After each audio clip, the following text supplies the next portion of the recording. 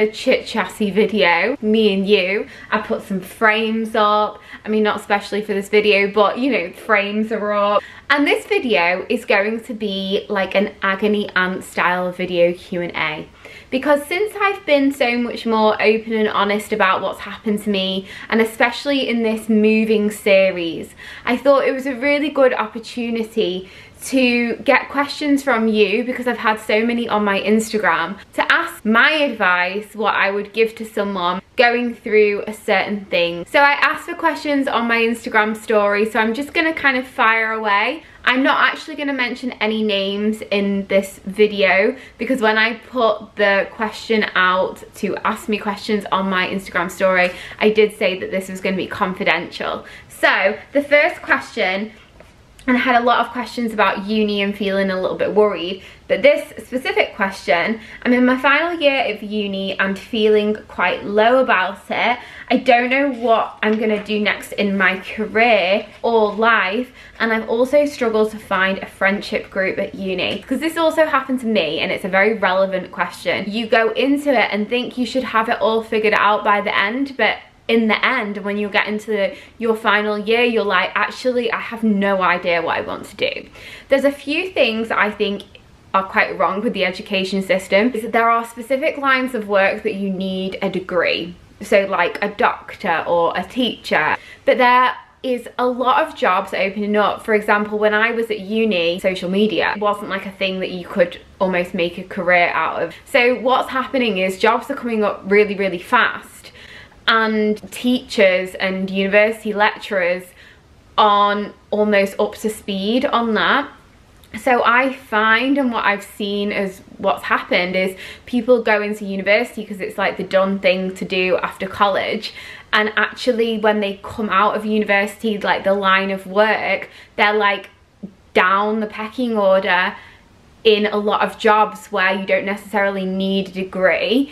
And people who are at the same age as them, who haven't been to university, who've worked really hard in that company, and maybe like a lot of steps up and earning like a lot of higher income. So I know that I'm like sidetracking from that question, but I just find that that's kind of the case at the moment. This isn't to say you shouldn't go to university. I went to university, but like this lovely lady has asked me about the worries post-university. See, I did fashion textiles and I was just very mediocre average. I think I've spoke about it before.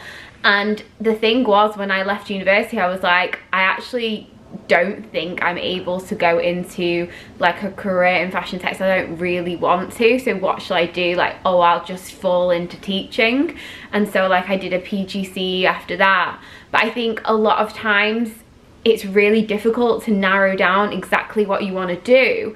And sometimes if you haven't done work experience, you still haven't had experience in lines of work. So what I would say in the first part of the question is try and make a list, and this is just in life as well, like what you are truly passionate about, and also your skill set. So we can still do something that is outside of maybe our degree but requires some level of skill. Like, I know that I was a good teacher. That isn't me being boastful. Like, I know that I was a really good teacher because I'm quite good at talking, and I think I'm quite good at communicating a lot of the time. So those skills are really relevant to teaching, and you can take some skill set that you have and make it applicable to what you're passionate about as well. So I would try and list the things that you are really passionate about, and maybe think about applying for work experience or internship, or reading up on kind of the job spec and what you want to do from there. But I think the thing that a lot of people do, and what your situation is, they get really stressed because you're still really young and you still have your whole life ahead of you. So I would say, even if you don't know what you want to do now, like for your whole life, there is a lot of years of working left. I wouldn't get really stressed about it. The second point about struggling to make a good solid group of friends, I have done that my whole life. I've really struggled. And the fact is that in school and university, we're plunged into a setting where we have to make groups of friends, whereas when you get out of there in lines of work and you live by yourself, or you go to, like I moved to London, you have to make friends with people, or you kind of associate with people who you are more like you. Whereas if you're in classes with people or you're in student halls, sometimes it can be difficult, especially because I didn't used to like going out at university particularly. Like I didn't do like the whole freshers thing. I was very still close to home, even though I lived away. I often didn't really spend much time at my house, and I don't think I had like the student-y lifestyle, and it sounds that you're quite similar. I wouldn't worry too much about that or stress, because that's just the type of person you are, and in your later, you know, in a few years down the line or next year, you'll be able to associate with people who do like the things that you like and are your sort of people. Okay, this is kind of moving on from university. I hate my current job and want to move into the fitness industry. How did you know how to leave teaching, and where did you start? It's a really hard one with work, because I didn't come from a lot of money. Like in the influencer, YouTuber kind of world, not everyone, gosh, not everyone, but a lot of people, especially Instagram influencers, I have found anyway, this might not be the case, just a disclaimer, that I found have come from quite wealthy backgrounds. And so what happens is they have the financial security whilst they're building up their portfolio, whilst they're growing their social media, because they have financial backing. I'm not saying that it is in any way easy to do that, because you still have to work damn hard. But I'm saying that there is more opportunity if you have the financial backing in order to branch out and try new things and do other things. So I don't know your financial situation, but I'm gonna come at it like you need to support yourself, like I did. So in order to do that, it isn't like some magical fairy tale that you can leave your current job and, you know, that there's no magical electricity bills to pay or water bills or anything like that. I always say that whilst you're in your current job, find your side hustle. So you've already said about the fitness industry. So whether you want a qualification in personal training, whether you want a qualification in, say, yoga training or life coaching, so I would advise you to find your own niche and skill in the fitness industry. Obviously, building up your social media in that time, networking a lot and getting recognized. It was only when I had already done social media basically full-time for 2 years, that's when I went part-time. And then I realized at the time I had a blog which had a membership attached to it, so I used to get a little bit of money from that. You have to be prepared. I always say it has to be a risk, but a manageable risk, that you're not like risking your house or anything like that. It has to be a manageable risk that you know that you can kind of just get by. You might not be a financially completely stable, but I would say that you need the side hustle. Doing your work is going to be challenging, hard. You're going to have to really, like, I hate the word grind, but you're going to have to grind for a bit. But make sure you're clear in your head, not just you want to work in the fitness industry. You need to narrow down exactly what you want to do in the fitness industry and how you are going to get there. How do you work on feeling more confident? I would say it all starts from portraying a confident person. Now, that isn't to say that you have to be fake, but even like your mannerisms and the way that you speak to people and the way that you kind of put yourself out there, I always think that is first, and then you almost start to feel that inside. I would say confidence also comes with age as well, honestly. If we're talking about university at the start, and in school, I did a post actually the other day. I used to get this horrible, and I know some people reached out to me and said that they still get it. It's like a red rash all on my chest, and it went up to my neck, spread onto my face, and then I looked like a beetroot, literally like a tomato. And it was horrible, and because you knew that it was happening, then you got yourself more stressed and more anxious. That actually continued all the way through university for me, until a point when I was teaching and had to talk to 32 children in a class at the front whilst they were, you know, being disruptive. And you have to, it's practice. It's like, you know what, it's like any skill, you just have to practice doing it and it comes.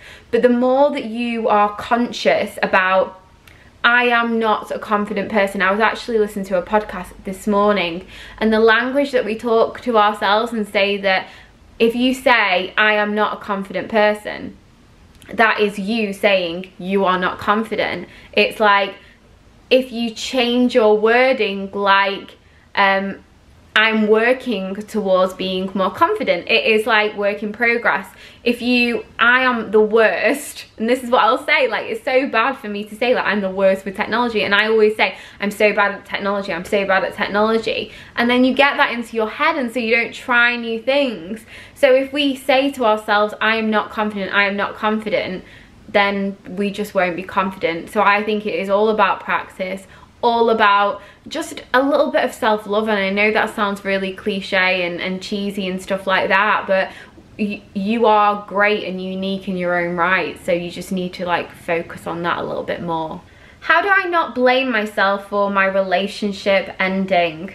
I hear that so much, and it's a difficult one. If you've watched my first episode of this video, it's kind of how this moving series started, because I was in a relationship and my ex now broke up with me. So I wasn't the one doing the breakup. So I can understand why some people may think that it might be your fault, like you made them do it.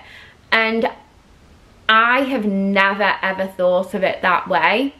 I'm definitely not a spiritual person, but I believe more than ever that things do happen for a reason.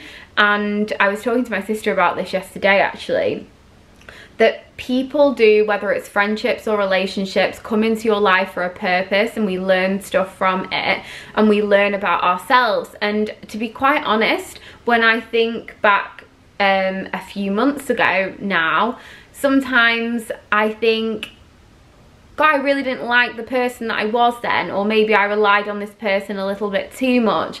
But that isn't to say, if that didn't happen, your relationship wouldn't break down. Do you see what I'm saying? Like, you have learned that lesson. People have down days. You need to be coming back to comfortable and confident with the person that you are, because that's what makes you you. We all make some mistakes.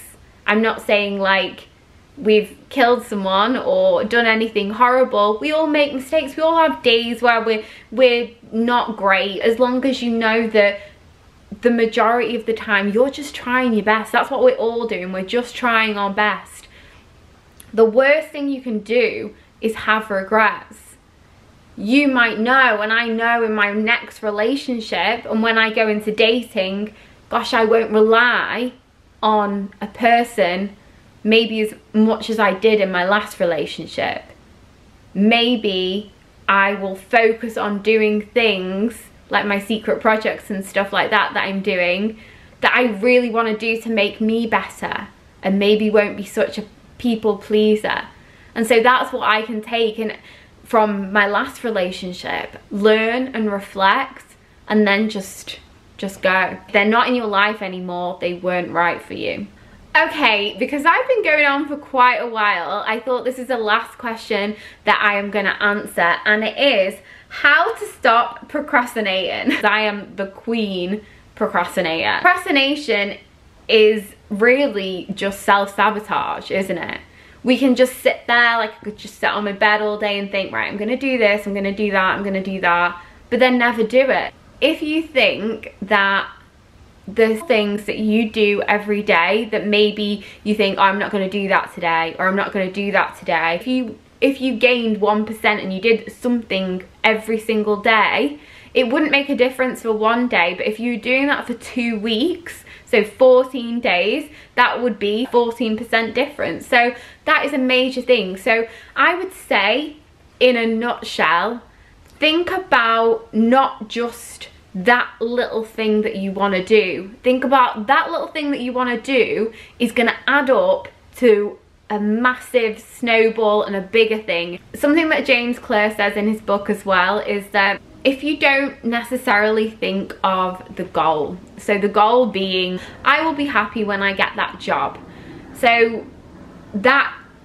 job is in the future, and here you've got like this in between that you need to fill, and you still need to do, and you still need to be happy in order to get that job. Now, if you don't think about necessarily getting that job and then break it down into what do I almost need to do, and think about your systems. I am still not an expert on procrastination. Sometimes I know that I can spend a long time on simple jobs or jobs that I enjoy and then leave the other stuff, but it's something that I'm working on. Anyway guys, I'm gonna leave it there for today. I really hope you've liked this video. I know that the answers have been a little bit longer than I normally do. Thank you so much if you asked me a question. Obviously I only got through a few there. I wanted to answer them in as much detail as possible because I know some of the questions that I've received have been like reoccurring ones. So guys, until next time, until next Sunday, I will see you in the next video. I hope you've had a lovely weekend. Bye!